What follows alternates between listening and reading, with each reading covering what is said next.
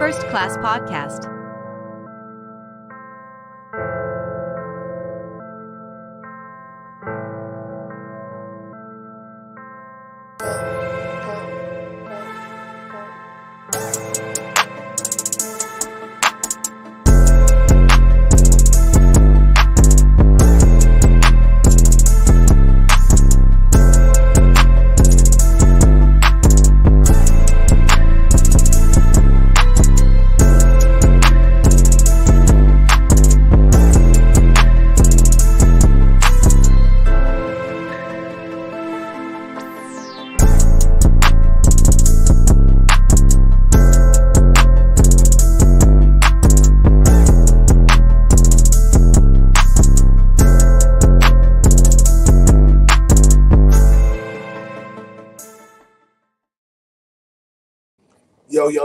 Yo, what's up, everybody? This is another episode of First Class Podcast. I'm your host, E. Carter, and I'm here with That guy 937 in the building. What up, world? for sure. We got Siege from live from Akron. What's good, fellas? What's good? Live, local, late breaking. The guy in the chair strikes again. But what's going on, everybody, man? How y'all doing? Welcome to First Class Podcast. Like I said, I'm your host, E. Carter. And how everybody doing? You all right? Change is inevitable sometimes, and change is great. That's all I got to say. What about you, Siege? You all right? Yeah, man, I'm feeling good, man. Got some more good news this week. It keep piling on. Let's keep it going. Facts. Well, I'm excited, man. This football is officially back on all cylinders.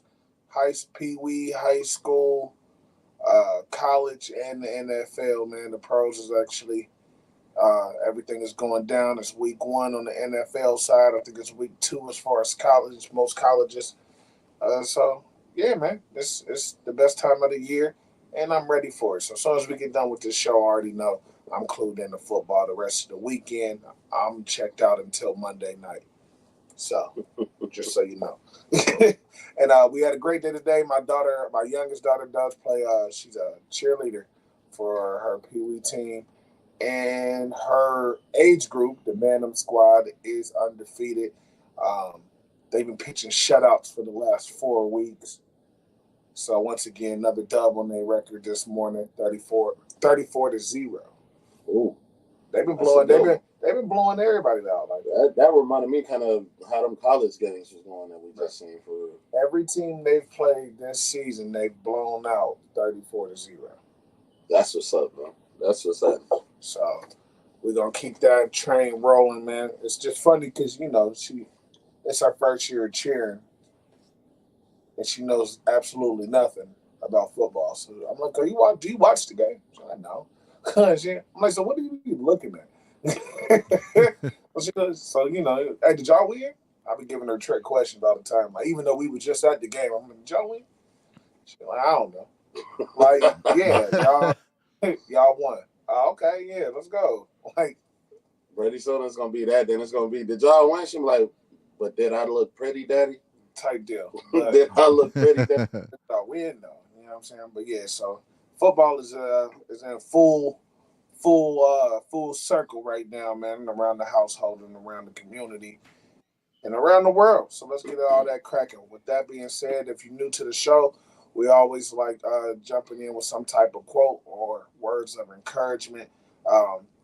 Today's quote, man, or this show's quote is, when I let go of who I am, I become what I might be. Let me say that one more time. When I let go of who I am, I become what I might be. So for me, that just basically says, man, like you said, change is good. In the beginning of your opening statement or whatever, it's about change. Like sometimes you gotta let go of who you used to be so you can become the person you want to be. You know what I'm saying? So just take that with you throughout the week, man, throughout the day. Everybody probably got some small changes in their life that you either maybe you looking over like, nah, I ain't gonna do that. But maybe you gotta let go of some old baggage or some old past stuff before you can become who you want to be. So, Y'all got anything on that? And that's by and that quote comes from Tao Te Ching. Yeah. Tao Te Ching. So y'all got anything on that? I mean, I just liked it because it was just saying, don't, like you said, don't hold on to these old habits that could be hindering you from becoming the best version of yourself or who you're supposed to be for real in life, for real. Thanks. How about you, Sid? You got anything on the quote? I would just say I agree with the quote, except for saying like the person you want to be. I would change it to the person you're supposed to be, but we already know why I would say that. But other than that, because you might want to be something or think that your path is one way, you'll immediately get rerouted to something that's your actual path. And you know what I'm saying? Yeah, you wanted to be, you know what I'm saying, I the mean, NBA yeah, but player. You at wanted the to same be, you know time, what I want to mean? be as a person. No, don't nobody really know what you're supposed to be. Like, you know what I'm saying? Nobody got the book of their life and be like, oh, okay. Go to the fast forward to the end and be like, oh, that's what I was supposed to be. You know what I'm saying? But you know what everybody want to be, though. Yeah. Shot caller, 28 So, plays. yeah. Get Right. played tonight. But everybody's dream ain't being a, you know what I'm saying, on top like that. Some people like, hey, sometimes you had a point in your life to where you like, you know what, I just want to be comfortable. Like that's what I mean on that token. Like, But that's what makes it even more interesting because maybe it's a person that doesn't want that. Like, bro, you destined to be that great, bro. Like, facts. yeah, you didn't want this, but you gonna give your gift to the world or not? But all in all, you gotta let go of, you know, where you are. You know what I'm saying, just to get to where you're going. So with that being said, man, we're gonna go ahead and start off this first one, man. Lady got smacked in the face with a brick. Started off like that. So, one, we're gonna dig into that story a little bit, and then, but the question is, man, is it ever okay to put your hands on a woman? We'll get to that second part later. But to let everybody know, man, if you haven't, oh man, hey CJ, are you on comment watch? Because I forgot to even hook my phone up. Yes, sir. All right, cool. I'll try to hook it up while we're going to see if we got any comments. If we do get any comments or anything, please don't hesitate to hop on, chime in. You know what I'm saying, and be a part of the conversation. We always appreciate it, man. And be sure to drop your name because sometimes it does not pop up. But yeah, so lady got hit in the face with a brick, man. It was all over social media. It was a viral clip or video. Um, I want to say this past week. It could have been last week. Um, to where she was mad. She's like, "Hey, no black men stood up for me. It was a bunch of dudes watching. A guy asked for my number. I told him no. I got hit in the face with a brick." That's the way that story was issued. Come to find out, you know, through other videos and people commenting and responding to her video, is that, and I can't remember where it's actually located, where this all happened at, but evidently she's known in her community as walking up on dudes and smacking them, talking trash, getting in people's face, and just being real rude to any and everybody, especially men and especially white men. Somebody posted also a video of the same chick getting in a bunch of white guys' faces and smacking them. We don't know what words were said leading up to it, but it was a couple different clips of her in some dude's face putting her hands on somebody. So, so most of the guys that responded is no. Yeah, we didn't jump in. Yeah, we watched you get hit in the face with a brick. The brick was kind of excessive, but at the same time, man, you've been walking, stealing on people, you know what I'm saying, for off and on for a little minute. You asked to get your ass whooped. Like you can't just be walking around putting your hands on people. So let that to say this. Is it ever okay to put your hands on a woman? Me personally, I have daughters. I've been raised by women. Women been in my life my entire life. And I was always taught as a man, as one of the few, you know, boys on in my family on this side of my family or whatever. I was taught to don't let nobody put their hands on you. Nobody. So at first, when I was young, I got a quick example for myself. When I was young, uh, probably around my youngest age, around like 6, 7. I'm at the park. I'm playing. It was these twin girls that lived in the complex we was in. So we was at the park. Up till that, my mom always told me, be a gentleman, hold your door open for a lady. Don't put your hands on no lady, da da da da. Yes, ma'am. Got you. Solid. She come outside. These little girls jumping me. Like they bullying me, throwing dirt on me, hitting me, all types of stuff. You know what I'm saying? Doing whatever they want. And I'm just taking it. My mom like, hey man, if you don't drop them little girls, and I'm thinking it's a trick question. I'm like, nah, whoa, no, you told me plenty of times I am not to place my hands on a little girl. Never. And she like, damn. And at that moment, she had to re-educate me because the way she was taught was like, no, you never put your hands on a woman. But at the same time, now you're watching your son get abused by these women, by these girls, and he's not fighting back because you told him to never put your hands on a woman. So after that, she's like, look, in any regular atmosphere, no, you do not put your hands on a woman. But at the same time, do not let nobody put their hands on you. So at the end of the day, if old girl was smacking people and putting her hands in people's face and all of that type stuff, now don't get me wrong, the brick was excessive. She should have got hit with a brick. But her getting stolen in general, you asked for it, as far as I'm concerned. And I try to raise my daughters that same way. It doesn't matter that you're a female. You can't go around putting your hands on people. Um, and this is why I'm about to get rid of my dog. Stay upstairs. Because I really don't want this whole furry animal to come running downstairs and jump right into the camera. And here he comes. And please don't knock nothing over. We're live, people, so this is what happens.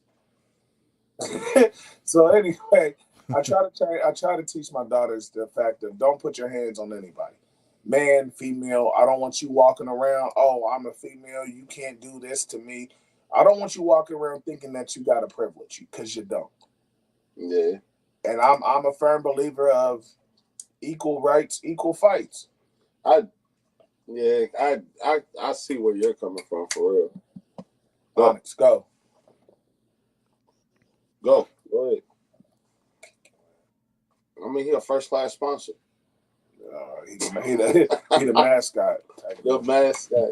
But I've experienced similar things. I think the best way I've heard that explained for real by a woman was true enough, a man is never to put his hands on a woman, but a woman is also not to provoke that man. Right. You get what I'm saying? Like, you remember back in the day, those black movies where the girl be doing this to dude's hand, and you ain't nothing, da da da da da. You softy, you like, what's up with all the touching? Why she keep touching him, bro? If he touch her the same way, it's not gonna be the same. Right. I remember of another scenario. This happened a couple years ago with my son. I guess he was on the school bus, and a girl he used to be cool with, she was having a bad day. So my son, being who he is, he tried to figure out what was wrong with her. You know, he's one of those kids that, especially if you used to be his friend, he don't like you walking around outside like, hey, what's wrong? Like, what's going on? And eventually what ended up happening, it was some back and forth between until she kicked him and he socked her.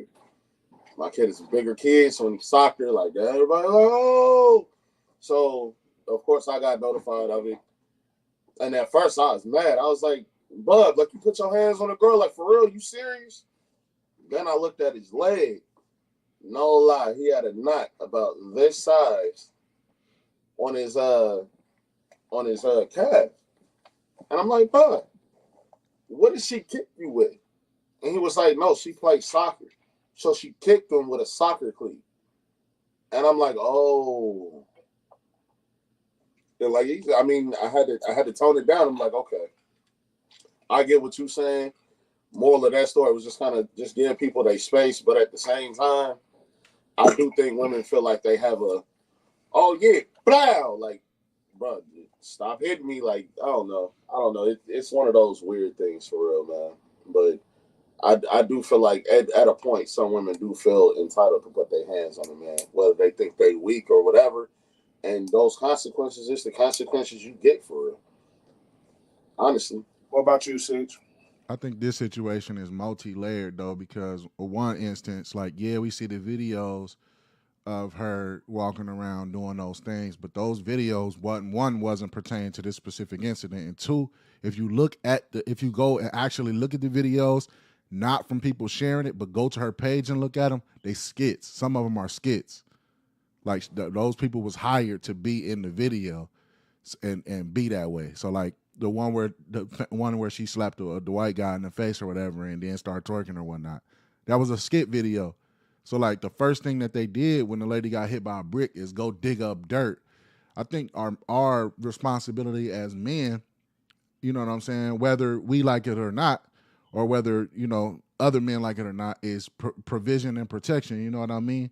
So the moment that man got upset about not getting the phone number, if it's a whole bunch of men around and you see that brick about to get picked up, you know what I mean? Like those situations, like they didn't know that was her TikTok history or her, you know what I'm saying? Even if it was a skit or whether it was not, they didn't know at the time.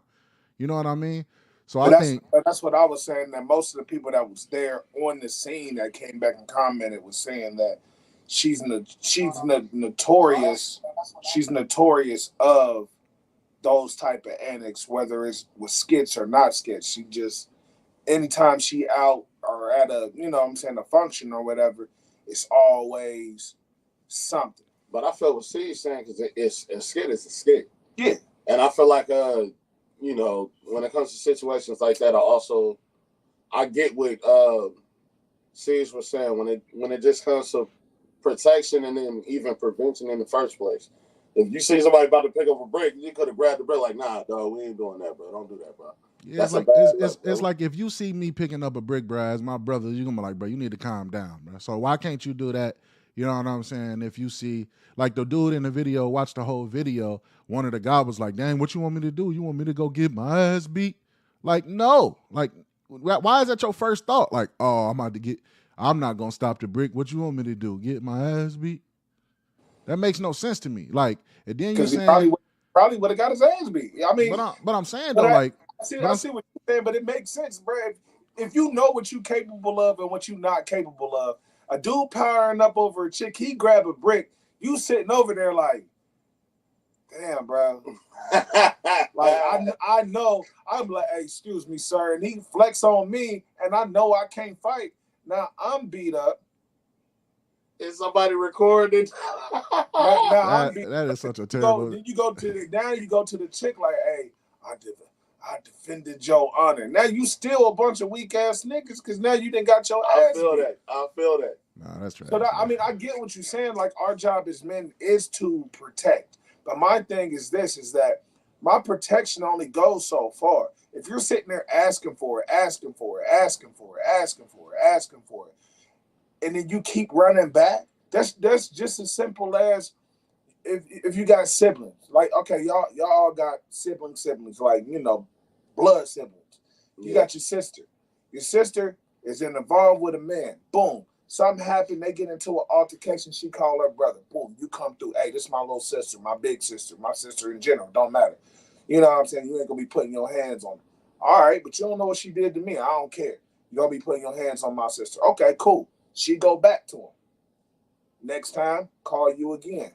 You do it again. Eventually, after 5-6 times of you having to interject in this situation, you're gonna be like, hey, look, I'm not gonna keep coming and save the day. Either leave the dude or either get out the situation or whatever. You gotta stop calling me. Even on a lesser situation, but the same type of example. Same thing with helping somebody out with some bread. Like, oh, okay, I'm gonna be the man and protect and provide. Boom, here goes some bread. I got you. But eventually, man, that well gonna end up running dry. So what I'm saying is that I'm not saying that it's right to put your hands on a woman at all. No, our job is to protect. You know what I'm saying? But at the same time, if you're in the situation where you're constantly provoking people. But what I'm saying is we don't. What I'm saying, we don't know if that's the case though, because we don't. Because you on the video saying some sucker stuff like, "What you want me to do? Get my ass beat?" But then now later on, after the fact, then that's when you say you provoking stuff in the community. Because you would have interjected. As soon as I seen the brick, heck, shit. He wasn't going to approach. What if you didn't see the But I'm brick? saying if he approaching her with some aggression because he didn't get no phone number, come on, man, I mean, you done seen me out before. Come on, Yeah, bro. but I'm saying we also Yeah. don't know if that's true either. But I'm just saying, like, A lot of well, on people, the video, but I'm saying on the video, if it wasn't true, why didn't they say that part wasn't true? Like, nah, you tripping. Like, they was like, nah, I don't want to get whooped. Nah, not, what? Why? What you want me to do? I didn't see a clip about anybody saying, "Nah, I don't want Not to the get whooped." full But clip. That's what I'm saying. The full clip. They on what there what I saying some seen sucker was stuff. Like, what I seen was a guy was like, "Hey, look, bro, I was there, bro. This chick is notorious for blah blah blah." He wasn't saying nothing about the dude. He didn't say nothing about fighting. My thing is, I still ain't heard nothing about the dude even going to jail, getting locked up, nothing. So it's like shit. It sounded like the police didn't care either. But just because the police don't care, I'll make it right for one. No, I'm not saying. but didn't nobody report? Like, they didn't know who to do. Like, they didn't report it though, like that. Like, you can call the police when something happened and be like, y'all need to get here. This person got hit with the brick. One, we know in our communities they not about to come on time anyway. And number two, like, what was they gonna say? Black dude with jean shorts and some black Nikes on, like, you know what I'm saying? And then everybody got to get lined up. So it's like, you know what I mean? Like, unless somebody down there knew him, but the point is that unless somebody knew him and saw him doing it and knew who he was, but my main point is that it's like it's a fine line between somebody asking for something and I'm saying from outside looking in, right? So outside looking in, I see the video and I see dudes talking about they ain't want to get whooped. All right, so then I'm automatically thinking like, okay, so if she was asking for it, she was notorious for it, and you like, nah, bro, you was bugging. You should have did. If they knew she was bugging, why didn't they say she was bugging? My other thing, and then I have another rule that I go by is I really don't interject in domestic disputes. So if it's like somebody going in with their spouse or something like that and I see it, if my heart tell me to interject, I will. But if it's a domestic dispute, I try to leave them alone because for the same reason E said, but it's also because it's a stranger. Like somebody that's with your livelihood or a woman might be scared to leave because of whatever the situation is. And you don't want to get in it. I'm not going to jail, you know what I'm saying, based off of what type of toxic environment this person is creating in your life or you creating in their life, depending on who is the person being abusive. But in a random encounter, like if I'm out and I see something happening like that, I'm like, man, what are you doing, bro? Like, you know what I'm saying? Like, Right. like See, like, we messing everybody night up. Like, what you doing? She just because you can't get a number. I've seen a couple of different situations. Like I said, as far as if it actually happens over a number, of course that's definitely uncalled for and that's excessive. Now, if it's, of course, like I said, we don't know. We wasn't none of us there. This is all our opinion from the information that was given. But at the end of the day, like I said, I've seen a lot of different situations to where people have interjected. I've seen a couple different times, like, "Hey man, get your hands off that girl," da, da, da, da. And then an hour later, you see the same shit going on with the same people. Like, "Oh, bro, she must have been with him." Like, "Oh, damn, we thought that was some random shit. We tried to protect you. You still went to the same shit." And then on the flip side is just outside of this situation, but secondly is the fact that a lot of these women nowadays they got the word that, oh, he's a simp, he's this, he's that, you being thirsty. So one of them guys on the side, like I said, I can't not talking about this particular situation, but I'm just saying that most of them guys, we come to protect and protect and protect and protect. Hey, excuse me, sweetie, are you okay? Then, hey, get off of me. Why are you talking to me? Hey, nah, I'm gonna get my nigga to come beat your ass. Hey, this dude just come up and talk to me at the bar. I've been in situations to where I've been at the bar and almost got into a issue with somebody over a chick that's not even called for because the chick is just wilding out. So, like, oh, well, this nigga tried to touch me. Like, hey, man, I was passing by. Like, we in a crowded environment. Like, I'm not, you feel me? Like, oh, okay, man, he's just trying to get by. Like, you know what I'm saying? I've seen a lot of different situations. Now, do I feel like the lady should have got hit with a brick? No. You know what I'm saying? Do I feel like somebody should have stepped in and stopped her from getting smacked in the face with a goddamn brick? A brick? Yeah, it ain't funny, but it's funny because her shit was knotted. Boy, I was like, not today, the first time I seen it. But not gonna happen, you know, all puns intended. But yeah. So like I said, it's a fine line between it all. But it's like, ladies, y'all gotta pick what side of the spectrum you want to live on. Because on one end, you saying, okay, men ain't being protective enough. And then on the other hand, it's, oh no, these guys are smothering us. They're being too protective. Why are you asking me so many questions? Why are you trying to talk to me like I'm second class? Like, no, I'm putting myself in front of you so I can stop the bullet. I'm putting you behind me so I can protect you.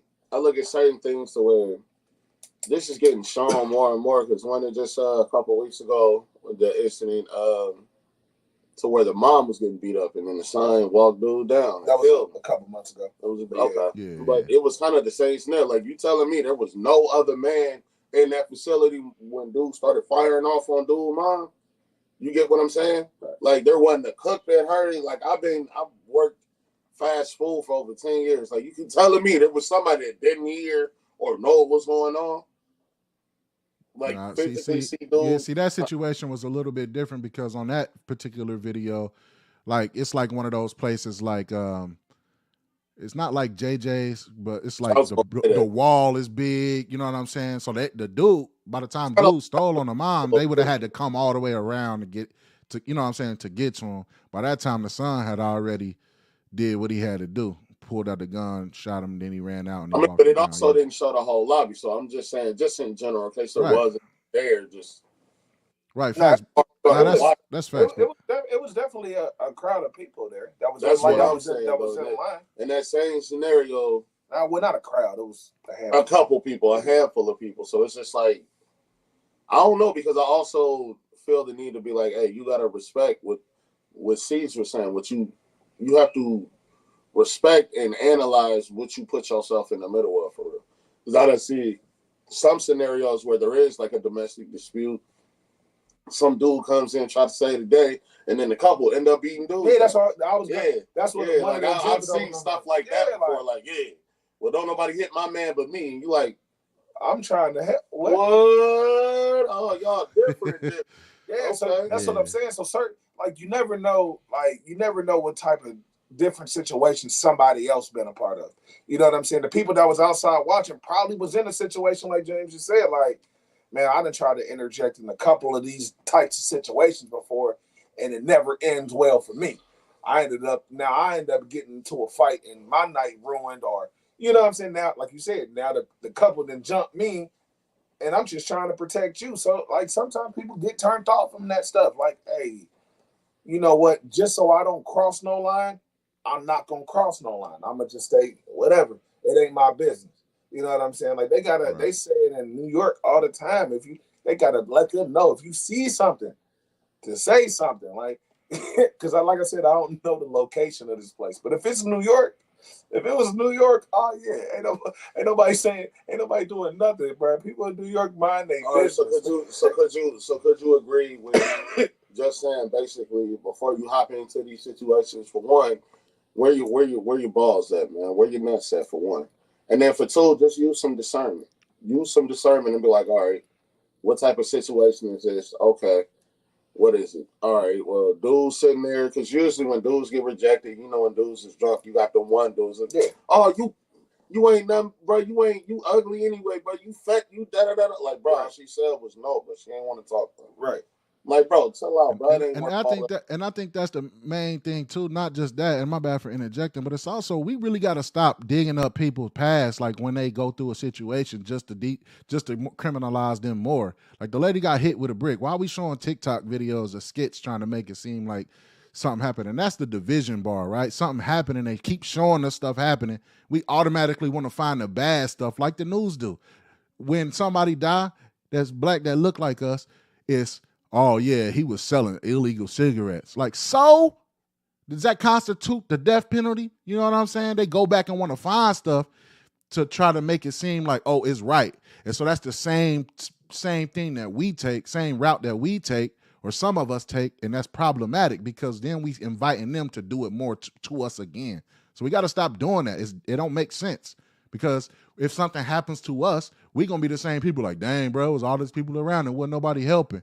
But would you want them to dig up your past and what was you doing? Oh, yeah, he cheated on her. Oh, he did this. Oh, he did that. So it's cool. You know what I'm saying? So that's the biggest problem here. Whether somebody believed that she was, it was provocation or not, whether we don't know all the facts, obviously, and even if we did know all the facts, it's like that's the one main thing that we have to stop. Like it has to be like you don't want your child going through something or making a bad decision when they get older and then they become a victim of something and then everybody else but you is looking at their past on the bad decisions they made. Like, well, they deserved it then. You know what I'm saying? Like, I I don't agree. know. I agree completely. That's the worst thing we can do in our community because we doing it what they are doing to us in the mainstream media. We doing it to ourselves too.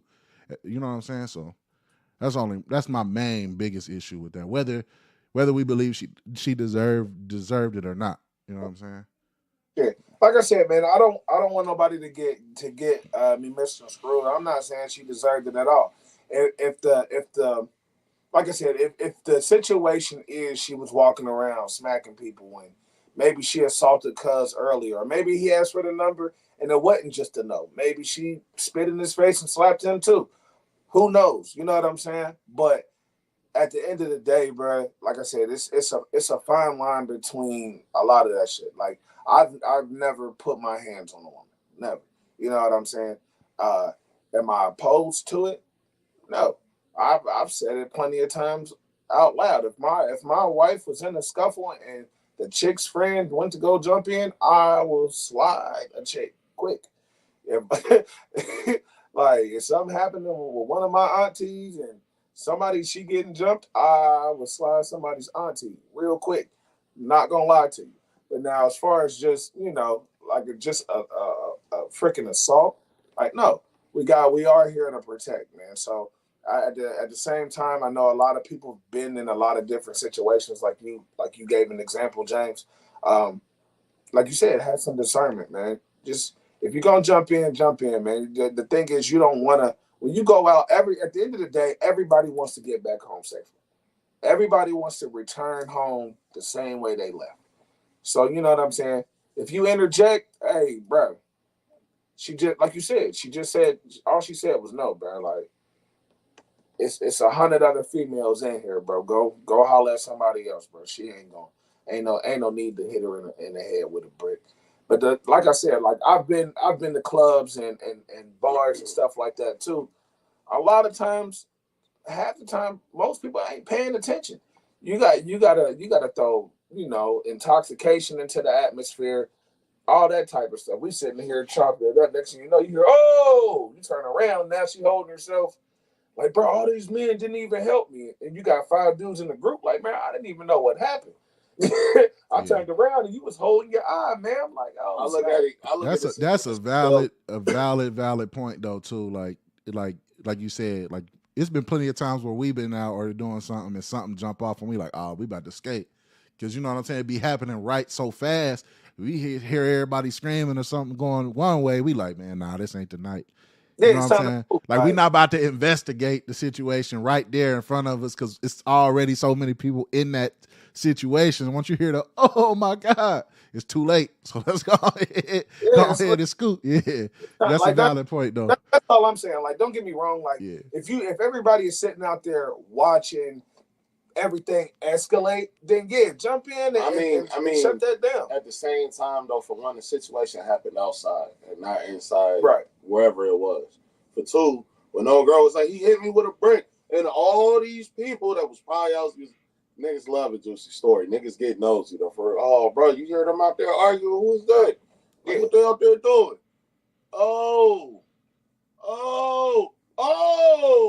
Okay, yeah.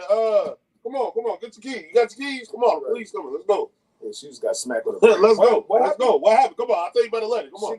Let's go to Waffle House. I bet you they was out here. More people was out here doing this. Oh yeah. That's what I'm saying. Now when it comes to that, I mean, like, come on, bro. Getting your tail whipped for the right thing. I mean, have some balls about yourself. But once again, I do feel like I'm not gonna put too much fault on her because I wasn't there to see the whole situation. But out of seeing some situations, women need to kind of take it easy. I don't just mean no. You know what I mean? Now, if somebody's continuously bothering you, that's when you look for the bouncer or somebody to help you out. You know what I mean? Because I worked security before. You know what I mean? And usually the way that works is, if a young lady is getting bothered by somebody, that's what they're there for. You get what I'm saying? Like, bro, you need to leave her alone, bro. Go over there. If I catch you talking to her again, I'm gonna throw you out. Right. Hey, nah, shorty, you stay in here until I make sure he gone. That's what security in them is for. It's not up for you to take it upon yourself to cuss somebody out and yeah, you just thirsty and da da da. It's not. Be smart about it. Be smart about how you want to deal with that situation. Yeah, And that's all I gotta say about it. For real. Like I said, man, it's the club scene, bro. Like anybody that's been out and goes out consistently, or maybe you went out back in the day. Like the club scene ain't changed too much. You put you put intoxication into the mix, and the reason why I just say intoxication and not drinking, people smoke, people pop pills. You don't know what people do. You know what I'm saying? But everybody at this bar or at this club or whatever, trying to have a good time. So you drinking more, you doing whatever you doing to enjoy yourself even more. You know what I'm saying? So it's like I said, I just seen a lot. All in all, I'm just saying that I've seen a lot of different stuff. I done seen chicks. I done seen a chick. She get turned down and sling a bottle across the bar, and smack somebody in the head with a beer bottle. That wasn't even her. She just grabbed it and hurled it. Oof. You know what I'm saying? So, like I said, I'm not saying that she deserved it. Nobody, to be honest, it's rare that somebody deserves to get hit in the face with a brick. She got deboed. And anyway, man, we're gonna go ahead and move on, man. All in all, man, just use some discernment, man. If you're gonna step in, step in. If you're not, I guess don't. I mean, I don't know. At least call somebody, man. Like, dang, you can't call the authorities, bro. You can't get the security out there. Y'all standing around talking, oh, what are you That's what I'm saying. If you like, gotta, all right, y'all don't want to get whooped, call somebody, man. York, Dang, bro, bro. nobody said nothing, bro. Everybody in New York, man. Hey, they got the Ninja Turtles was whooping niggas in alleys, bro. And the niggas still didn't say nothing. Then the first thing y'all gonna do is try to discredit the person, bro. Like discredit the video. Y'all going back and looking up old videos. Like that's so shameful, bro. So hopefully, man, if she is out there messing up and getting in people's faces and being extra like that, you can't keep saying that, bro. You can't keep saying that. You got to let me finish. What I'm saying is to wrap it all around. If that was what she was doing, hopefully she learned her lesson and doesn't do those type of things anymore. If that's what it was. If not, it's on the other person's foot, man. You gotta have. You can't be so fucking get some thick skin about you, man. You asked for a number, she said no, so you hit her with a brick. Cause he need to get some help, bro. If that like you said, he need to be somebody. Like that. That's facility, what I'm saying. Like I thought about that Chappelle skit with trash, bro. Eddie Murphy back in the day when he was like, yeah, man. He was like, yeah, Rick James need help. Charlie Murphy was like, yeah, we got that nigga some help. You see him? But he got them all the way together. He ain't gonna need no more help after that, bud. I'm just saying, like, of course, if everything went down like she said it went down, like, yeah, he needs some help. But I need to get his ass. He needs some help either. He needs some help either way you slice it. Like enough information about dude besides he need to get his legs he whipped. That's what he needs. Get his legs stomped out. All we know is that he slinging bricks. Pun intended. All puns was intended on this segment. Cuz need some help, bro. All puns was intended. Sue me. But moving on to the next one, man. You didn't mean that. I did. I don't mean that. I don't got nothing to do with that. Every pun that I said on that topic was definitely intended. Not today. Not gonna happen again. Bro, we need to get E some help over here, bro. We need to get E some help. All right, man. She spoiled though. I'm calling sis after this, like, hey, check on your boy. She been trying to tell y'all that for months. Don't nobody listen, bro. She been telling y'all that. Whatever. Told you, by the time y'all find out, it's gonna be too late. The ship is sailed. You know what I'm saying? But moving on to the next topic, man. James, this was one of your topics that you had mentioned in our production meeting, as far as why is our generation so afraid to get married? So I'm gonna let you take the lead on that one. Basically, when it comes to that, there have been numerous situations. As far as actually, it's kind of split for real because like me and my siblings, we are like 3 years apart. So people like 3 years younger than me, within my brother's age range, they're getting married, you know what I mean? They're having families and building something off of stable foundations or what have you. Then I look at older situations to where a lot of people feel like men have a lot more to lose um, when they get married for real. And I kind of agree. When you look at history about all the relationships and things that have happened and the divorces that follow, and then that's followed by an excessive amount of child support. I was thinking about the Tyrese situation. That kind of what made me think about it, about how, he said his wife at the beginning didn't want money and this, that, and the third. And if we divorce or whatever the case may be, this is your money. That's fine. And they get a divorce. And I think he was paying what? I think it was 20 grand a month for a 1 year old. And so when you start seeing a lot of these different scenarios and situations, I do agree that men um, have a lot more to lose when it comes to these situations. And even before you bring up the prenup, Tyrese did have her sign a prenup, but then he was like, she hired like a couple more lawyers to pick loopholes within even his prenup. Was at that point, I'm like, all right, well, if you can't make a living on 20 grand a month, I don't know what to tell you. I really don't know what to tell you, especially on a 1 year old. Like, the baby like makes a mess of one diaper, so you throw the whole box away. You just bring out another box. Like, what are we doing, bro? What are we doing with that, bro? But I do understand why a lot of men hesitate as far as that goes.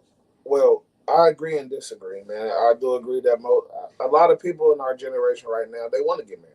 A lot of people are trying to search for that forever person. As far as our generation goes. Now, as far as men taking the biggest risk, what are you risking? Now you mentioned, like I said, when we talked about this in our production meeting without getting all the way into it, you mentioned a lot of celebrities. Yes, if you coming into a situation, into a marriage or a relationship, and you're already successful, then yes, you come in with some risk. But that goes with men or women. Whoever got the most bread at that point, or whoever is coming in with the most, has the most to lose. You coming in with the most risk if you got the most. Now, if you're talking about a regular 9 to 5 guy that works at McDonald's, what are you risking getting married? And here's my thing: if you're looking at your spouse and you're thinking about marriage, and the first thing that comes up is, what am I risking by marrying this person? Then you don't need to get married anyway. Then that's clearly not your. I'm just saying you shouldn't even get to that point. As soon as you think about what am I risking, then chop marriage off out the gate. But I feel like you look at that before you even take a job, before you do. I think if you don't consider the risk of, okay, you have to think of the positive and the negative. But I'm saying when it comes to marriage, the first thing that should come to your head is, what am I gaining by making this bond with this person? How is this going to improve my life? So you didn't think about any negatives. Since you married, you didn't think about any I didn't say that would be the first thing you think about, but you didn't think about any risks at all No, about getting married. no. I don't think that was real intelligent, but I'm not married, so I can't speak on it. But I'm like, now you got to understand a little bit different from E's situation too, though. Like they've been married since, well, I said they've been married since. That's how I feel like y'all been married since we've been in high school, but they've been together since we was in high school. So it's different. Like, you know what I'm saying? Like being all the risk stuff was before I was even, hey, will you marry me? You know what I'm saying? All that, yeah, all like, the stuff that happened. Yeah, factor. That's fine to have. What I'm saying is that stage should be why y'all girlfriend and boyfriend. Then you can figure out, like, okay, this person is cool. You getting to know that person. That should be when you looking at the risk. When you say, like, hey, I'm thinking about marrying her. The first thing that come to your mind, or one of the things that you should be thinking about is, what am I going to gain by this bond, by this matrimony? It shouldn't be, what am I risking? Because at the end of the day, getting married, what are you really risking? What are you risking? Everything. Like what? Okay, so a lot of divorces that happen. No, not the divorce. You're single? No, I'm explaining to you. Let me explain it. So when I've seen a lot of people get divorced, the husband usually leaves the wife what? The car, the house, the dog if they got one. They get the majority of all the assets. Period. And the majority of 9 to 5 workers in a normalized household, the man makes the bulk of the money. Period. It's very rare in some situations to where the wife leaves, doesn't want anything, has her own, and she's good. In most cases, when these divorces happen, the men take the loss. So what are you risking? I just No, explained. you said once you're already married, but that's why I was trying to give you a better detail of what I was asking you before you continue. I'm saying if I'm single, I'm thinking about getting married. Why am I thinking about divorce before I even get married? So I'm saying, me as a single person, what am I risking as a single person going into a marriage? What am I risking there? It's like the risk assessment. The risk assessment and thinking about divorce. Like, of course, if you got assets and before you get married, you thinking, all right, if you have the assets, and is this woman gonna sign a prenup? Are we gonna talk about this? But in when you're courting a person, the risk assessment should be done before you get married. How do you feel about kids? How do you feel about this? What do you think about two-parent households? What do you think about all that? Risk assessment should be done before you say, will you marry me? If you get into a marriage and you like, wait a minute, like, I mean, you might get cold feet beforehand, but the cold feet is still not going to be done before the risk assessment. Like, the risk assessment should be complete, turned in, and revised 2 or 3 times before you even ask the woman. Because once you get married, if you say, you know what, I'm risking a lot here, you done. Like, you're done. You might as well be done. You might as well sit there at home and be like, hey, if you ain't thought about all of the risk and stuff beforehand, like, you know what I'm saying? Like, hey, I might do this. She might do this. What do you think about this? What do you think about that? And then you get married and now you want a divorce afterwards because it didn't work out and you haven't thought about how you would divide assets and stuff like that beforehand, or see this person's general view on how to share assets beforehand. What are we doing here? So you had to sit down. So you had to sit down, for example. It's like, all right, well, just like who's to say on your next marriage you won't hit the lottery for real? And then let's say you run into some money, and let's say the Link podcast takes off and it pushes you to another level. You know what I mean? So who's to say I didn't hit the lottery the first time? Huh? Who's to say I didn't hit the lottery the first time? That's my point. So when I sat down and had my conversations with my ex-wife, I already knew how she felt about marriage. I already knew how she felt about single parent homes. I already knew how she felt about dividing assets. I already knew how she felt about raising kids separate. I already knew all of that. That's conversation. What are you having conversations about when you take somebody to dinner? Sex all the time? Like, you know what I'm saying? Like, what are you talking about when you take a woman to dinner? And you start to get to know her. Like, it's like when you get to know her, you need to get to know her. You can't just be like, what's your favorite color? Oh, last time you said you like pink. Do you like pink tulips? And then the third time, do you like pink roses? Like, you got to graduate the conversation. You can't just be. When you graduate the conversation, it still remains, the fact remains that people change every day, B. People change. You could wake up tomorrow and feel completely different about me. You might love the way or fall in love the way after all the conversations we had this way. Tomorrow you might wake up and feel completely different from one reason or another reason, for real. So basically, people don't. If core values, though, you're gonna change your core values. Some people do. So you cannot speak for other people. So the reason why the generation is afraid to get married is because the risk of somebody changing. For the bad and you have to give up half of 3/4 of everything. But like you said earlier, it's a pros and cons to every situation, right? Yeah. So when you're going to a relationship, even at the simplest stage of talking, somebody is still subjected to change while you're getting to know them. When you met them, I only like this. All right, now it's 2 months down the road. Now somebody likes this. Yeah, we're supposed to change and grow and all of this. But that's what the relationship. The relationship shouldn't be built on you changing or not. Because like I said, if that's the case, you should never even get to the point of saying like saying, hey, would you marry me? Like I said, and for example, for me, like Steve said, I've known my wife since high school. So it's like, all right, so all that risk and stuff like that and thinking about the risk, I did all of that early. Like, I don't know. Hey, I don't like this. I changed a couple times. She changed a couple times. I value this back when we first met. Now I don't value that no more. I value this. So we've changed a couple different times. But at the end of the day, the the strongest portion of the relationship should be love. It shouldn't matter if your core value change here, mine's change here. We got this love in the middle. So all right, cool. You changed to this person. I've changed to this person. We've changed together. It's like it's a state of union. So it's like, okay, the risk is that you run in any relationship is that, like you said, one day you could wake up and maybe not want to be here no more. What is the number one deciding factor on why people get divorces? Money. Money. So you gonna tell me, oh well, nah, see, that's not what really matters. And if you're gonna think about that, it's the biggest factor of why people get divorced is money. So what's the difference between now and the people that's been married 70, 80 years? I know people that's been married for 20 years, and the minute they last kid graduate, we get a divorce. Mm-hmm. I know people that have stayed together just for the kids, and the person was plotting on divorcing them the whole time. Now you're telling me throughout this whole time, so oh no, was that money? Nah, bro, she the one. They stuck together over 20 years. It wasn't all just bad. People don't just wake up and be like, yeah, I'm gonna ruin this person's life. It's the same thing with having kids. So why would you have kids, especially for the well thought out ones, if you knew kind of the ones that are raising kids in kind of some dysfunctionality?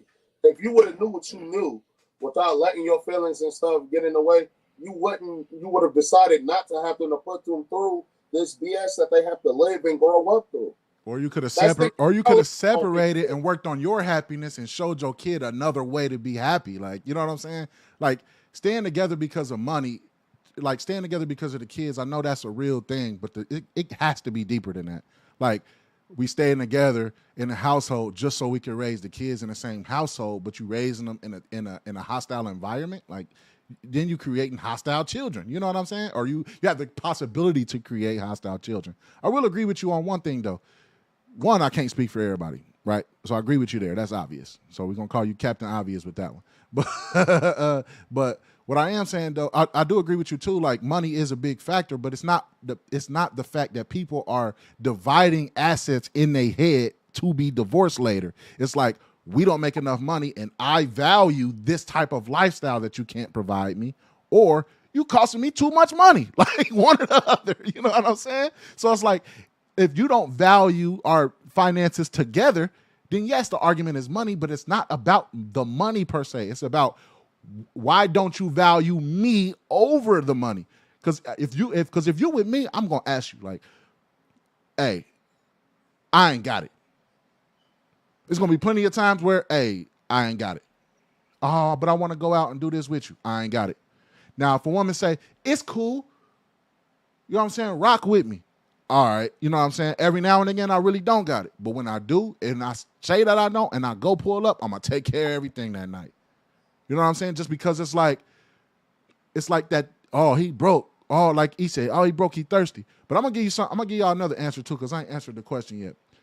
This is a multifaceted answer, right? One reason why people scared to get married is because everybody wants to be the hero, right? Everybody is the main character in their story, but we also want to be main characters in everybody else's story, right? And so when you become the second character of the story, or the, you know what I'm saying, or the plot character, whatever you want to call it, in somebody else's story, because you're never going to be the main character because they're them. You know what I mean? They have to wake up every morning. It's a lot of insecurity that surrounds that, right? So I want you to wake up and adhere to all of my standards because I'm the hero in this story.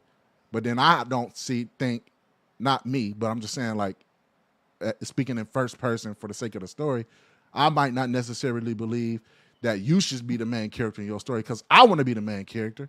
Then number two, so our expectations be messed up. That's number one. We think that we should be adhered to at all times. Number two, we don't see a lot of good examples. Like you said, we see all of these divorces now. I think what is the rate now? 52%, 53%, something like that. Somewhere between 50 and 53%. And if most of them is money, we're not seeing good examples. Are we raising, I'm not saying us again, but are we raising our kids to be financially literate so they don't have to be in these situations? Are they dependent on somebody? Are they interdependent or are they codependent? So those three dependents need to be answered in reference to our egos and what we're looking for in a marriage. and whether or not we have seen good examples of those. And then we have the false idea that we deserve, that not deserve, but that we have to always be happy in every single moment. Like every single moment, you got to be happy. I might piss a woman off tomorrow. You know what I'm saying? Might piss my woman off tomorrow. Is she gonna rock with me, or is she gonna be mad looking for something else because now she ain't happy today? You see what I'm saying? Everybody wants to be happy today. So what about the time? All right, so I get kind of social sometimes. So I like talking to older cats for real that are married. Some that have been married, used to be married. Some of them are just separated and still married. And it's crazy because the first thing, 9 times out of 10, you talk to an older cat and you ask them like, all right, how do you feel about marriage? They're like, don't do it. All right. And then they'll go through a list of things that transpired, not while they were dating, but the way things changed after they got married. For example, the biggest thing that you always hear, yes, I want you to answer this one. What is the biggest thing that you would say changed the minute she said I do? Nothing. Sex. Sexual output. No. You full of, bro. You full of it. It's sex. No, I'm not. C said the same thing I was Okay, saying. what did you say? But what did you just say earlier? You don't know everybody. I said 9 times out of 10. Out of 9 times out How of did 10, How did me and C's be on the same way? But you said nothing. But you said what? You said what do? No, I'm talking about.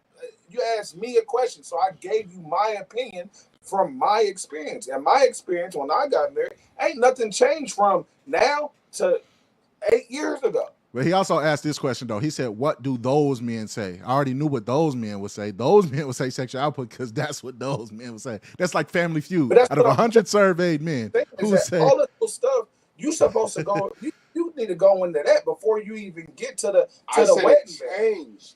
It changed. That means before we got married, everything was cool. We on the same boat. Yeah. The minute she said I do, it changed. Okay, so I hope if we got any ladies, man, I wish we had a lady on the show right now, just for that point right there. So that changed for men. But what did you do? That's the key. What did you do? Where did you change at? Where did you stop at? Because when you courted her, when you was courting her, I got it, babe. I got it. You was all nighter. You was off the blue chew and the honey pack. You was going 8, 9, 10 rounds. Okay, now you get married. Now you not the blue chew and the honey. All right, man, slide the panties over. Now the romance is stopped. Now you ain't taking her out as much. Okay, yeah, I ain't about to give up no panties now. When the last time you took me on a date? So everybody, that's what I'm saying. That's what me and C just saying. At the end of all of that, it gotta be something deeper than that. But to even get married. Now that's the thing. When I say as far as people being scared, I think people are afraid to get married because don't nobody want to feel stupid. Don't nobody want to feel played. Don't nobody want to go, I'm head over heels in love. And then after, like you said, a couple years down the road, now you wake up and you don't want me no more. I don't want to have my heart crushed. So something like that, yes, I can understand people being afraid and saying like, no, I'm never getting married. I would. She can tell you, he didn't know me since high school. I used to say it back then, like, man, I ain't never getting married, ever. But I was the opposite. Like, no, I'm gonna find me something. You know what I'm saying? Like, bro, fuck that, bro. I'm gonna get me one. I'm gonna have me a cold one too, bro. I'm like, man, that's cool. I'm gonna have me a nice roster. Bro, but what about when you at home? I'm like, bro, I had a plan. I'm like, hey, the play. I remember the plan. Boy. Somebody me a couple buddies. You know what I'm saying? When I like to go out to the club, she like to go out to the club. I'm going with her. But that's what I'm saying. Like, so I changed over the years because one thing I seen, like C said earlier, just a minute ago, about having good examples. My parents weren't married for a long time. I don't have nobody. Let me think before I lie. I don't think there's nobody. Well, no, my aunt was married, and then her husband had passed, so they was actually married for a while. But other than that, there's nobody in my family on either side, my mom or my dad's side, that was married for an extensive amount of time. Either they tried it, got divorced, or maybe it was just the whole baby mama, baby daddy thing, co-parenting, whatever. So as far as having good examples, I didn't have no good example. So as far as I was concerned, growing up, I'm like, man, I don't really want to get married. Like that's cool. I'll do that after. Like when it's all said and done, and I basically got nothing left to give out here in the single world. Then I'll get married. Looking like the dude on those memes with the picked out fro wearing the suit. Like when niggas be ready to settle down, they be like, because like just to break it down a little bit deep, not deeper, but a little bit more. I think for men, it's you don't. Most men don't want to run the risk of cutting their bachelor time down. Like when you're single, I'm a bachelor. I can move. And inadequacy. If we being honest, like that and the feeling of inadequacy. As men, we don't like to admit sometimes we hate feeling inadequate, but that's a big part of it too. I just wanted to add that in there. Go ahead. But it's like, I don't want to get like, for me, one of my biggest fear or risk factors for me was the fact that, like, bro, I don't want to give up being a bachelor. Like, dang, bro, like one woman forever. Like, but it was supposed to be like that when y'all was dating. There's a difference between courting, dating. Dating is, I guess, I don't know whether I want to separate dating and dating exclusively, then engaged, and then married. Once we get to like the courting stage, that's when you had that bachelor outlook. When you're dating or dating exclusively, that's when that whole bachelor shit is supposed to stop in the first place. Yeah, that's the whole feeling of the inadequacy though too, because you saying that right now out of your mouth, and that's how most men would approach this situation. But then you look on a woman's Facebook or Twitter and you see, I'm single till he put a ring on it. So how you supposed to feel? Inadequate. That's why I brought that up. Go ahead.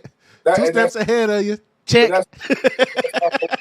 That's also what I was about to say. But the difference is that once you get married, then if you decide that this is not going to work, then now it's a divorce. But if you courting, or even if it's serious, but we're not married yet, if we break up, we break up. Now the heartbreak is still going to be the same, but of course you just ain't got the legal documents to go over. So I'm just saying, like, giving up your actual bachelor, like, okay, I can't just break up with you. You know what I'm saying? Like now, as long as you my girlfriend, I can just break up with you. But once we get married, it's not no. It's both marriage and divorce is like two. I don't want to say concrete, synonymous. It's like together. So on the one end of the spectrum, as far as married, that's like, man, I love this woman. I want to be with her for the rest of my life. Boom, concrete. When you say divorce, it's like I don't want to be with her or this person no more. Boom, it's over. Like those not just on the whim decisions both ways. Or shouldn't be. Or even worse, you get divorced, you still love the person, but it's just not gonna work at this time. And so you got to deal with the heartbreak and still deal with the love at the same time. You know what I'm saying? That's just a tough situation. Yeah, that's just rough. I'm just saying, just add that little thing part in there. Just to go back to the actual topic of what the question was. Like I said, anybody that's watching, if want to drop and hit us up later on. You got a question, a comment, concern as far as the topics that we're going over, don't hesitate to chime in. But like I said, I think that's why most of the generation is afraid. Is that afraid to get married? It's the fact that like don't nobody want to feel like they got played. You know what I'm saying? And that's male, female, black, white. Nobody wants to get played, especially with your emotions and your heart and all of that type of stuff. Nobody want to be vulnerable enough to be like, hey, I love this person, and have that same person smack you in the face. Not literally, but you know what I'm saying? Like, nah, I don't love you, and now you standing there at the altar looking crazy.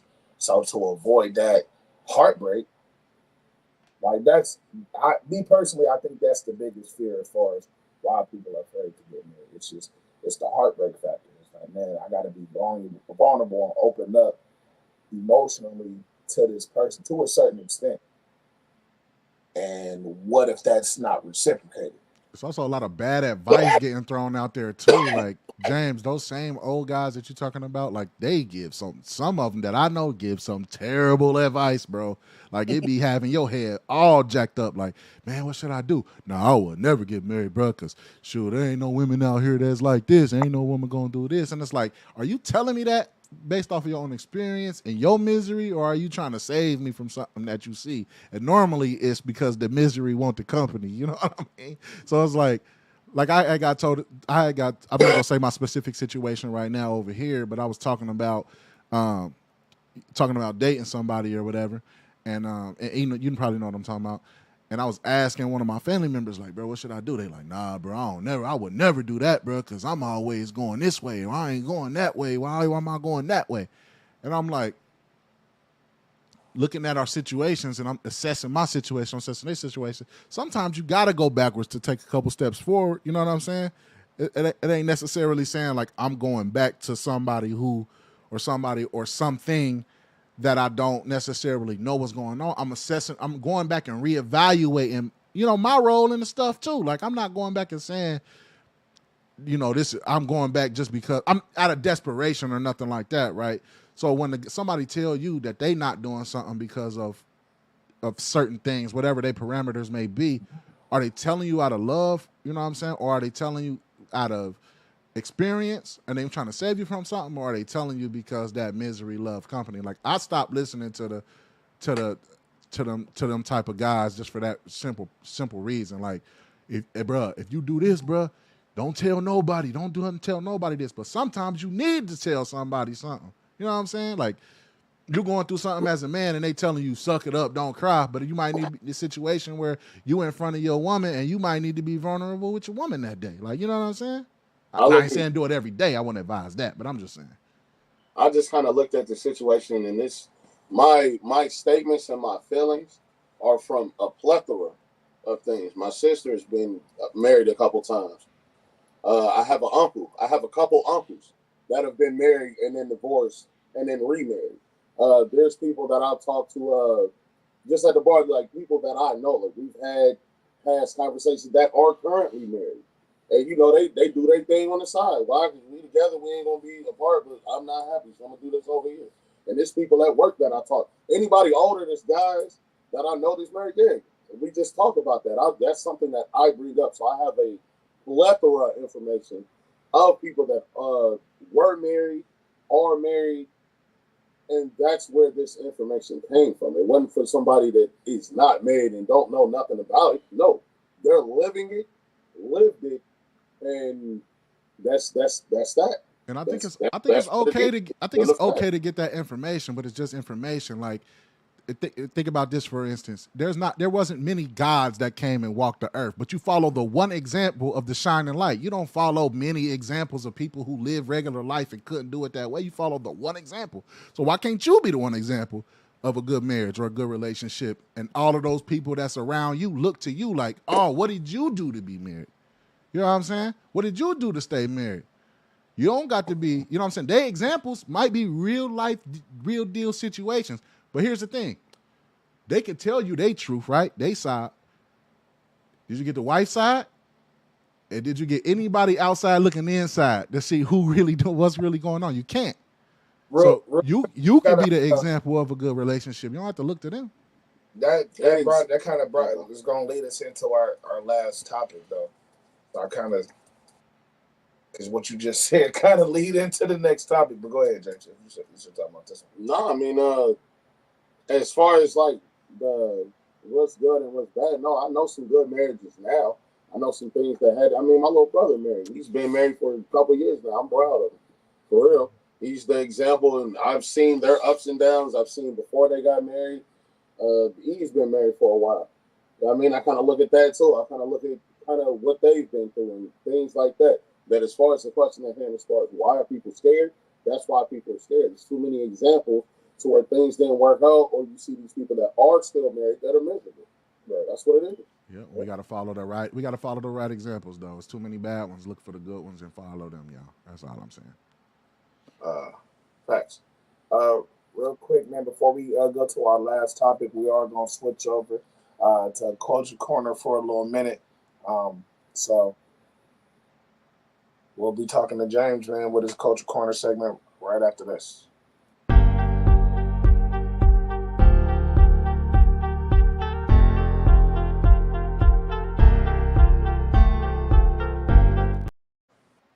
What up, world? It's your boy, that guy 937 in the building. And I'm here for my segment of Culture Corner. I'm here with my co-host, D. Carter. What? See, All right. so he just changed it up on us real He, quick. he, He thought Right, about that's what that last minute, tear everybody up. switch up on us.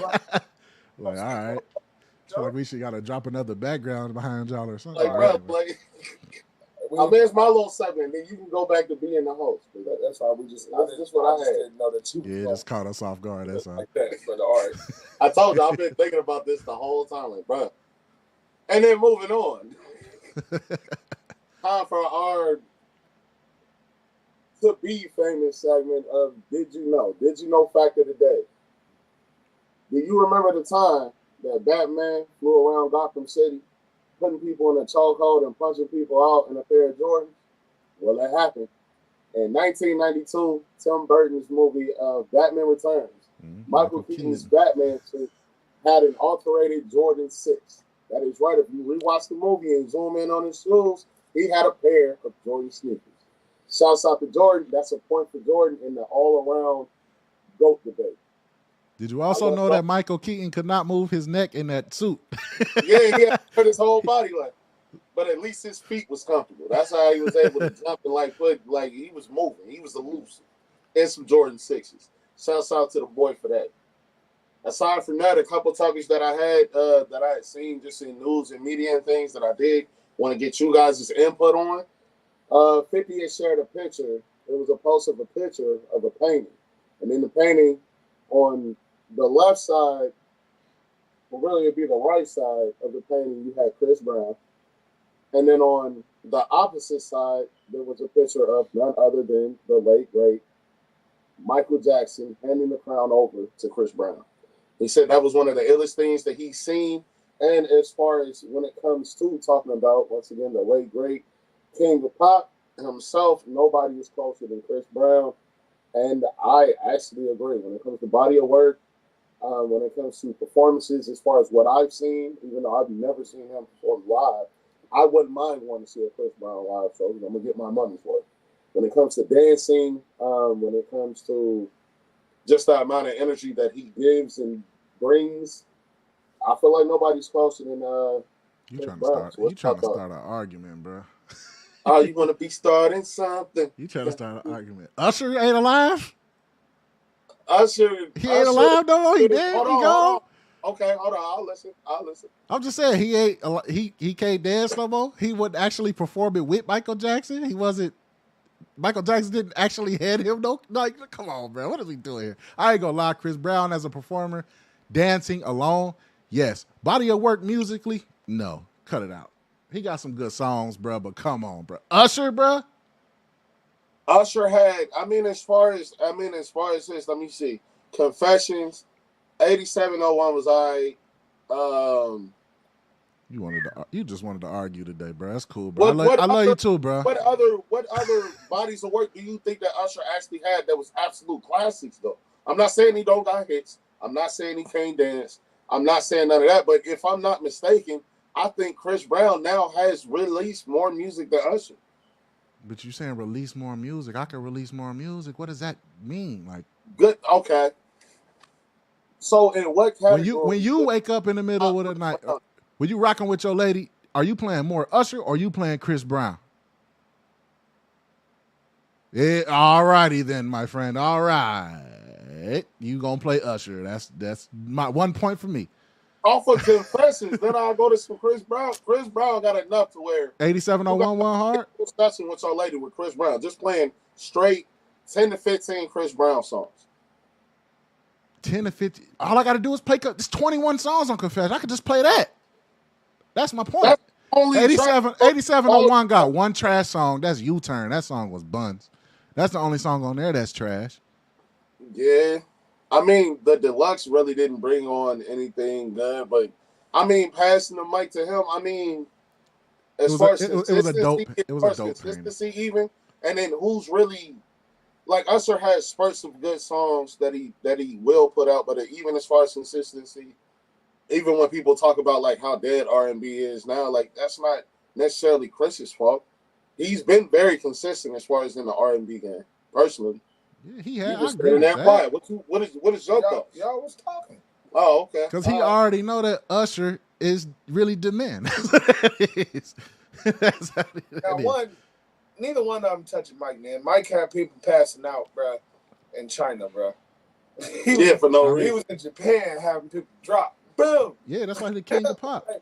Like, thanks. So, I mean, if you're talking about just the music and like King of Pop to Prince of Pop to, you know what I'm saying, bringing it down, me personally, I would say Mike, Usher, Chris. But the only reason why I would say that is just because of generation and age, and Usher was doing it first. Now, as far as climbing up and who is like right now, next, yeah, of course, Yeah, it's Chris Chris. Brown. Like Yeah. even when I say Usher, then Chris Brown, I'm not saying no gap.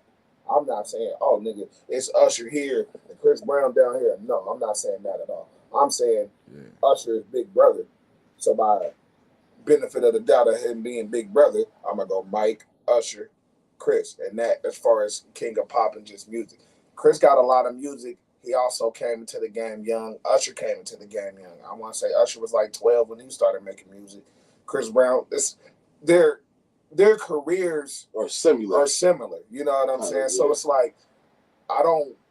I would put Usher above Chris just because it's like I did it first. You know what I'm saying? I paved the way for you to, you know what I'm saying, for you to come next. Because I'm pretty sure Chris Brown grew up, Watch Usher, watch Usher. Yeah. Oh, he dancing in the videos. Of course, they all like Mike, but it's like, okay, you got Mike. Oh shit, the closest thing to me is Usher. I was just the thing I was laughing about is when you talk about who did it first. I was thinking of 1, 2, 3, 4, and a belly. But can we? You about to have me rapping old school again? But I was thinking about when you said who did it first, and I'm like, but you see like, what I mean? I get what you're saying. I get what y'all saying. But also, I will say, I gotta add this in here real quick, James. But music wise, I ain't talking about dancing and all that. Prince still better than all three of them, to me. Nah. He couldn't. Since y'all wanted to argue, but Mike couldn't play an instrument. But I ain't even talking about playing on. I said music. I didn't say play no instrument. Oh yeah, music. Yeah, musically inclined. Yeah, I would give it. No music songs. Oh, like songs? Yes. Oh, Mike is shit on. No, cut it out. Every time. Every time. Hey man, we might want to check Siege Glass. Ain't no need to check it. I'm just telling y'all, bro. Like, what is you over there drinking on, bro? Y'all don't even listen to neither one of them. I do. I was just listening to Mike yesterday. What are you talking about? The same. I don't listen to Prince. You know why I don't listen to Prince? Because he ain't got enough music for me. That's what I'm saying. No, he got a body of work. He got a nice body of work. Man, I'm about to come over, bro. Right? Hold on, real quick. Name 5 Prince songs. It's not When Doves Cry or Purple Rain. Go. Red Corvette, Ballad of Dorothy Parker. Call My Name. Call My Name. Man, hold on. You would have had your turn. Oh, my bad. Y'all over here combining y'all. My bad. You can't take, but if you're gonna take his famous songs out, then take all of Mike's famous songs out. Then what's Mike? That's his whole catalog. That's what I'm saying. It's not his whole. Come on, bro. You taking all of Mike's songs out? Okay, that's everything. But hold on. And just as a sidebar, like getting into this conversation, just as a sidebar, Butterflies. Man in the Mirror. I don't know why they never really did like a king of R&B. I was really kind of confused on the king of pop, and I'm like, all right, well. I mean, in my opinion, even though he is disgraced, they said it was sick. They said it was R. Kelly. It was R. Kelly. Okay, all right. Yeah, cool. I mean, but I think that's universally agreed upon, though, in terms of his song. Yeah. No, ain't nobody touching that shit. Leave that. yeah. Leave that alone. Locked up. Now, the craziest thing, speaking on what you're talking about, is Boosie said R. Kelly better than Michael Jackson. But I'm talking about he don't wrote songs for Mike. It wasn't Mike. He said, I think the question was Prince. No, it was Mike. On Vlad. On Vlad, he said, can't nobody in the history, even Michael Jackson or Prince, go up against R. Kelly in a verse. Yeah, he said Mike or Prince. I would want to see a Kelly versus Prince, like something like that. Like, because they both Prince produced music, R. Kelly produced music. They both are songwriters. Ooh. That's some fire right there. He was high. But anyway. All right, I just wanted to start an argument for real. I mess with Mike too. I'm just go ahead, continue. All right. So the next topic is kind of like I kind of like to use the word underrated hype, and then whenever I do that and I had conversations with y'all for real, y'all be like, I feel like he's rated properly. He's where he needs to be. Is this kind of not as hype as you would like them to be as far as exposure? Like, who do y'all listen to now? Like, I like people like Dave East.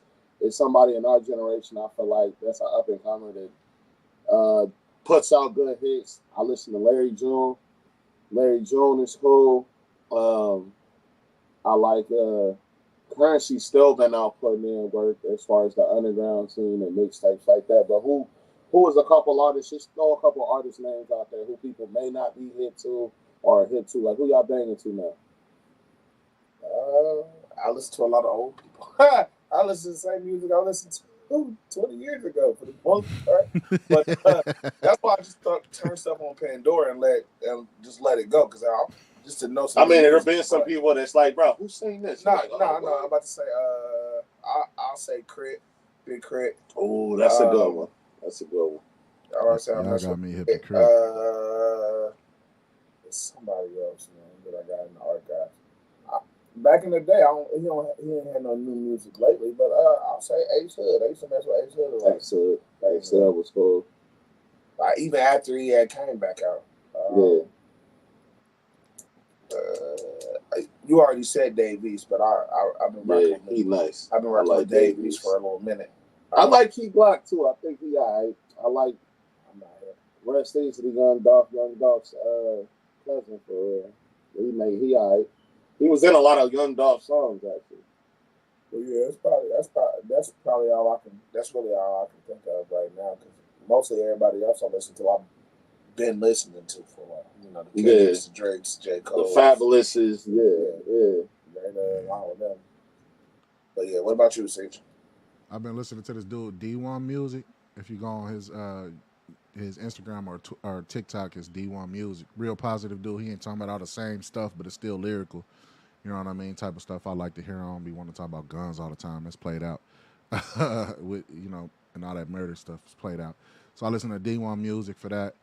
The Locksmith, man, that dude got so many crazy bars, man. I sent you a couple of the Locksmith stuff a while ago.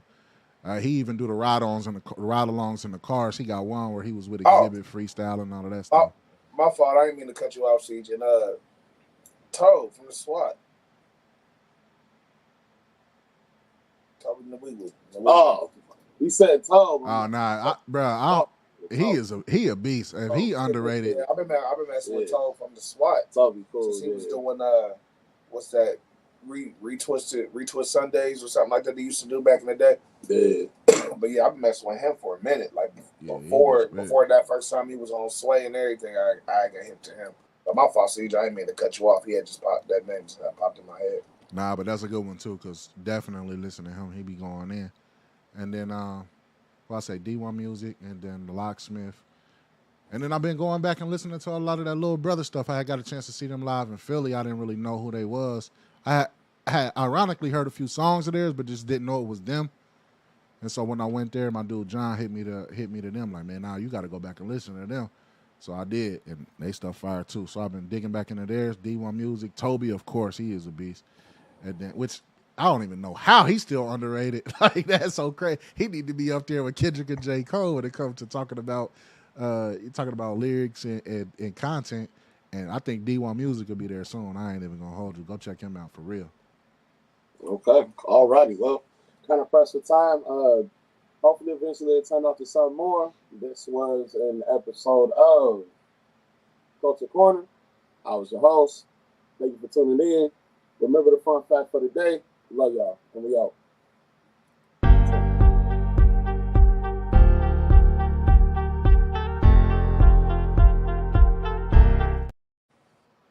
Welcome back. We're back with First Class. Man, that was Culture Corner and James. Appreciate it. I just got a great concept that we can do with that. I'll talk to y'all after the show. But anyway, see you in the office. Yeah, pretty much. But real quick, I know we are pressed for time, man. We kind of went over the time limit, but I do want to get this last topic in because if we don't get it in now, then I'm definitely gonna forget about it. Later. Yeah. So, real quick, we was talking before we went to Culture Corner. We was talking about why is our generation so scared to get married nowadays or get into a type of marriage. And we talked about what type of risk and what you're risking as far as the partner and or spouse or whatever. What risk are you taking getting involved in a relationship? My thing is this: is that we talk a lot about us as men. Since it's as guys, it's a guys show. We always talk about what the ladies doing or not doing, and we kind of had a couple of different examples during that topic. So I'll bring up this, and for the audience, would you date yourself? Slash, are you the toxic lady? So we hear a lot about what people you see all the time like, oh, there was this person and I'm a good woman and I do this and do this. It's always nothing. These nothing dudes I'm coming across, and you hear dudes saying like, bro, I do this for my girl and this for my girl. I'm good with all these ratchet bucket heads and don't know how to treat a man right.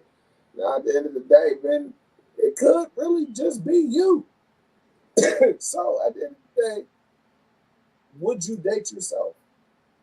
Or in this Hey case, yo, no, I'm get just the playing. female version because I knew that was coming. I knew I that was just coming. did that because that's So what my son be saying. would you Hey date the female yo. version of yourself? Meaning it's still a woman, it's a lady, but she has all of your exact traits.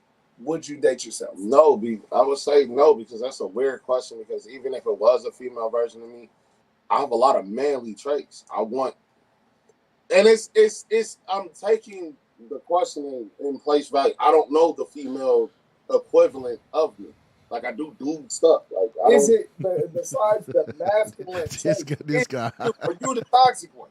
Are you a dateable? Are you a dateable Are you a individual? dateable person? Is it you?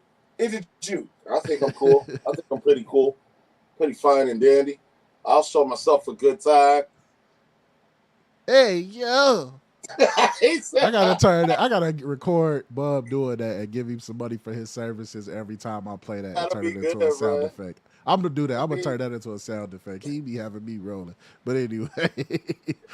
but I mean, honestly, like I feel like I'm cool. It is a little hard for me to kind of picture that because I do things like a female version of me. Like I guess I mean I'm kind of down with the flow. Like just kind of go with the flow and then give myself time because I know what I want. So female version of me, I guess. But that's the thing. I tend not to date people like women who are a lot like me. If that makes any sense. There's certain things about myself. I'm like, well, yeah, but it's a little hard to explain for us. So I might be the toxic one sometimes. I don't think fully, but I might be. I'll own up to some of the stuff I do. Right. What about you, see? I think that's up and down for me. Like I think if when somebody date me, like we kind of got to be tapped in. You know what I mean? Like lack of communication is terrible for me. Like I will run with my whole imagination. You know what I'm saying? if you know what I'm saying, like if I say what's going on and you say I'm cool and I'm like you sure and you tell me I'm fine, I'm not about to go too much further than the I'm fine. You feel me? Unless I know you, like deep down, I'm like, nah, this got to be serious. Then, you know what I'm saying, something going on. So I'm not gonna be like those little intricacies, I'm not I'm not terribly interested in unless I know something is going on. So like you would have to be a tapped in individual to date me. Cause like I said, if something is going on or you don't want to communicate, and I'm feeling slighted and I'm telling you I'm slighted, you don't want to communicate with me when I'm slighted, well, I'm going to just be slighted over here. You know what I mean? Like, I don't have, I guess it's not, I'm not going to say the patience because that's a bad word. I do have the patience. I'm a very patient individual uh, when it comes to most situations or whatever. Stop the cat. Nah, for real though, when it comes to most situations, I am. Now, if you come to challenge, now if you want to have a challenge and throw down the gauntlet, all the patience goes out the window. Or if you threatening my physical being, then yeah, it's on. I'm gonna be like, what you mean? But other than that, like if we talking about communication and knowing, like, I'll give you an example. I was dating somebody one time, and I'm like, this is what I like in a relationship, communicating or whatever. I'm a type of person, and once we get physical, like You know what I'm saying? We got to be physical. You know what I'm saying? Or if you don't want to be physical, communicate. I'm not gonna force you to do nothing, of course, because that's not even the design of how it's supposed to be. But you know what I'm saying? So like if I'm communicating you what I need and what I want and you're not communicating back to me and I tell you like if this don't happen, I'm gonna be feeling this kind of way and I'm constantly communicating that to you and you ignoring me, like you know what I'm saying? My imagination is gonna be wild. You know what I mean? So if you can't deal with being tapped in and we can communicate back and forth together, I'm gonna be a hard person today. I ain't even gonna lie to you.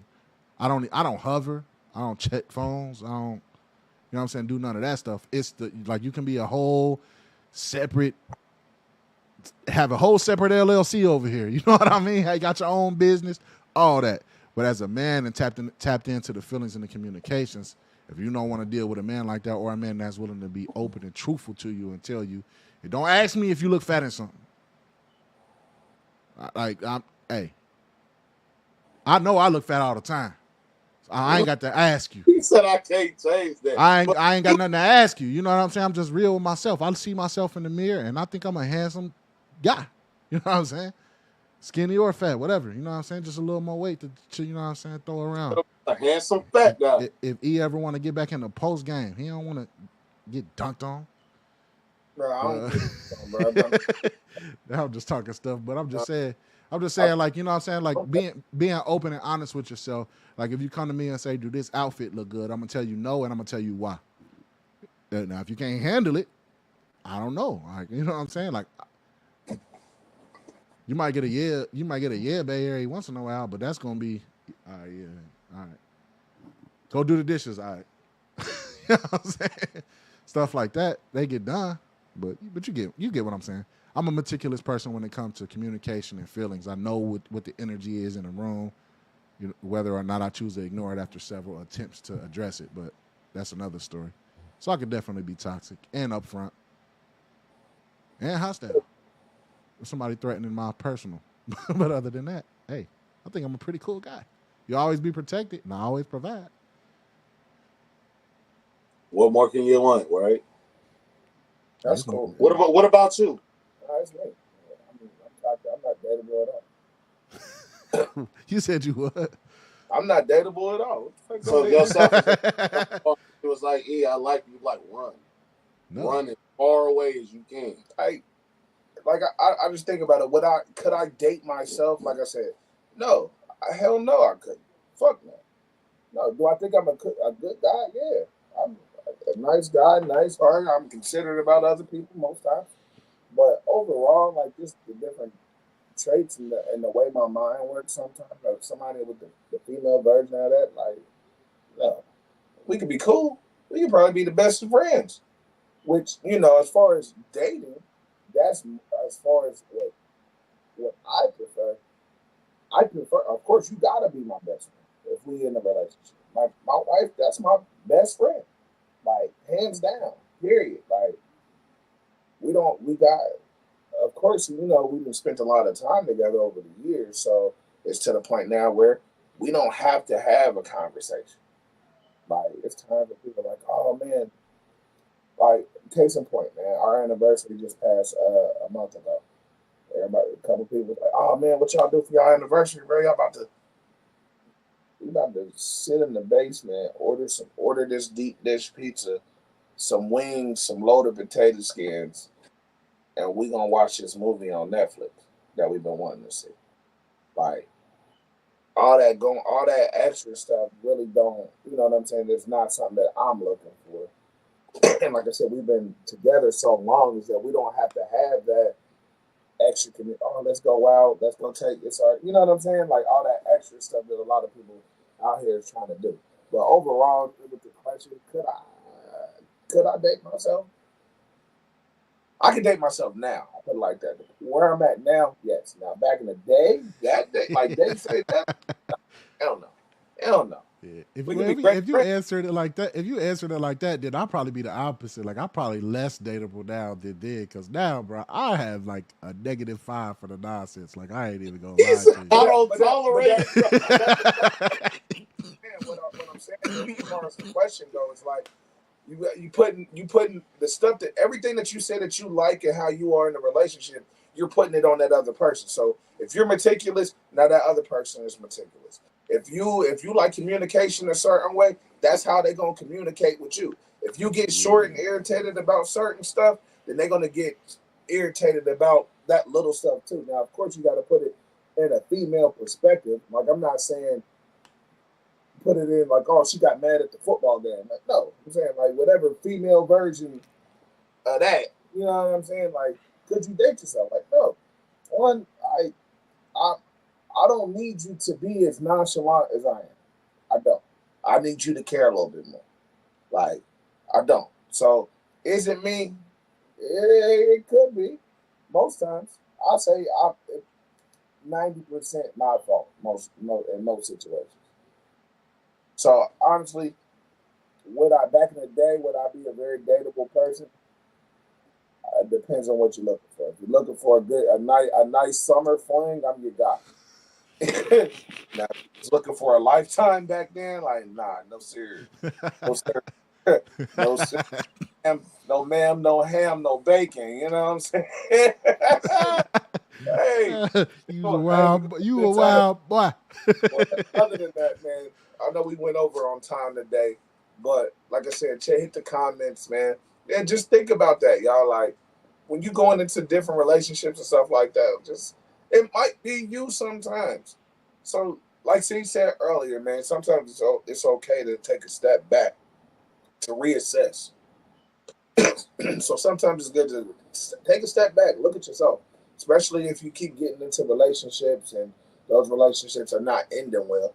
And maybe you're not, what I'm saying, like we talked about relationships in different forms today on this show. Maybe you are one of them people who do want to get married.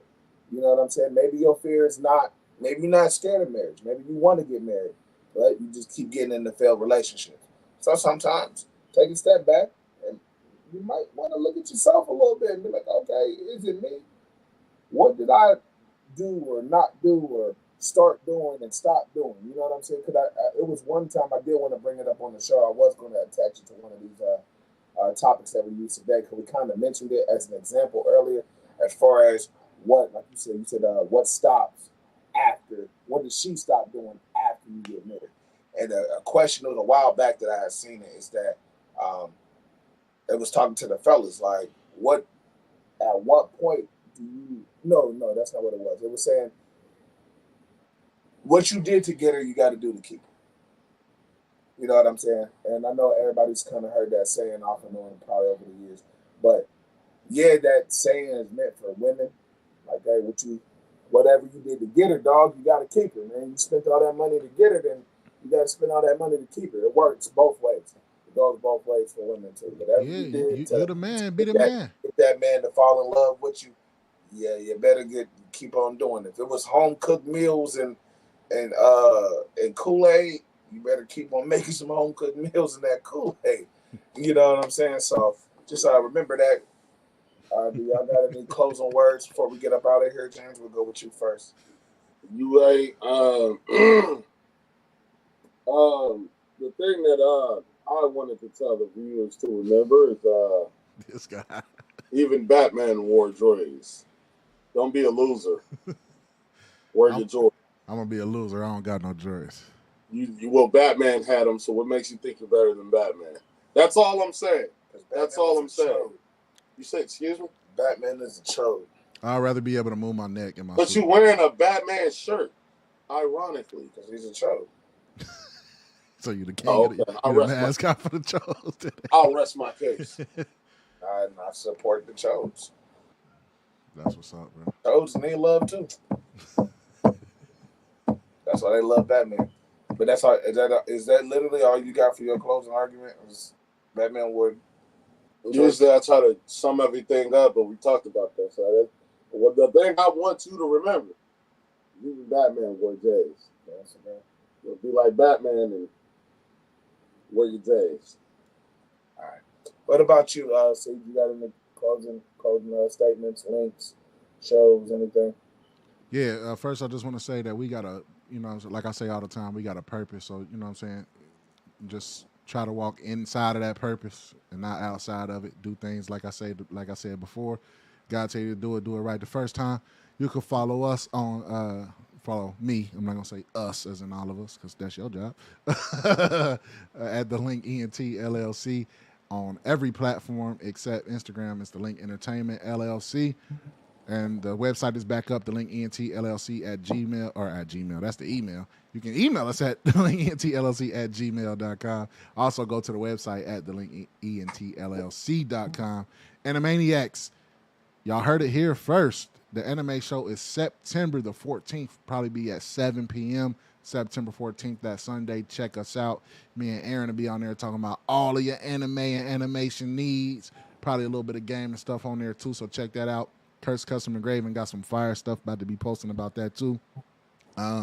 Making some calendars, some signs, stuff like that. I'll probably be gifting out a few of those, so y'all be able to see those. So check out Kurt's Custom Engraving as well. Yeah, just rock with us, man. Check us out. The link ENTLLC.com. Everything is up there, so go on ahead. Me and E just did a C podcast show too. Posted that up today. We went live Wednesday evening. So it'll be Wednesday evenings right around 6:30ish.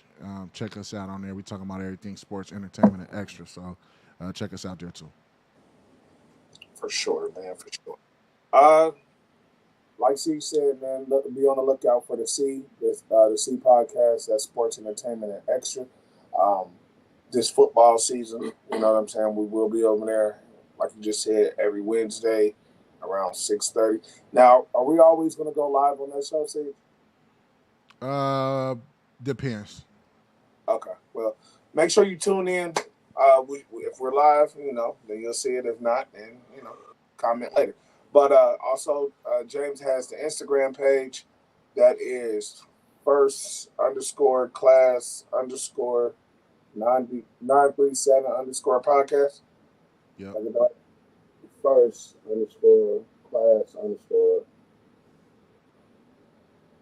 Yeah, it's first_podcast first_class_podcast_podcast_937, I think. I had to think for a second, like, hold on, was it the 937 before or after? But I'm like, bro. The funny thing is, I had a banner up. You can't use. I'm like, bro, how did I type that in? Oh, here it go, right here. I'm about to put it at the bottom of the screen for y'all right now. All right, so that's the new Instagram. That's the new Instagram page, man. Make sure y'all go on there, check us out, man. Don't forget to always check us out on YouTube. Like, share, comment, man. Leave all of that good stuff, man. I try to be good about responding to comments and stuff like that. The Facebook page, that's First Class Podcast Media fan page. You can always hit us up on there. I'm trying to get more consistent with dropping just, questions of the week, questions of the day. Try to keep that content rolling and that engagement rolling as well. Like Steve said, man, there's a lot of stuff going on with us as a network or a podcast community. So be on the lookout, man, for these faces from Culture Corner and James on Instagram, from First Class here with us, also with Siege, the Link, and the C podcast, and his new baby, his new addition to Animaniacs as well, with his new co-host out there. So we're adding another member to our podcast team as well. So be on the lookout for all the different content and shows that we do have and have available. We appreciate all y'all support and love, man. Continue to rock with us and supporting as well. Real quick, E. I wanted to thank everybody who listened to the Link podcast too. So far, that's still our biggest and fastest growing podcast at the Link. So I appreciate all of y'all. We're going to drop a new show soon, and I'll be more consistent with that for y'all. I really appreciate it, too. I mean, we get new listeners in all type of different countries and everything, so thank y'all. Definitely. That's what's up, man. Like I said, man, we only as big as y'all make us, for real. So let's keep grinding it out, man. And thank you for the love and support. Always like, share, subscribe. And this is First Class Podcast. I'm your host, E. Carter. This is that guy, 937 James in the booth. That's Siege in the Akron in the booth on his way. And this is First Class Podcast. And like we always say, if you're going to fly, you might as well fly first class. And we out.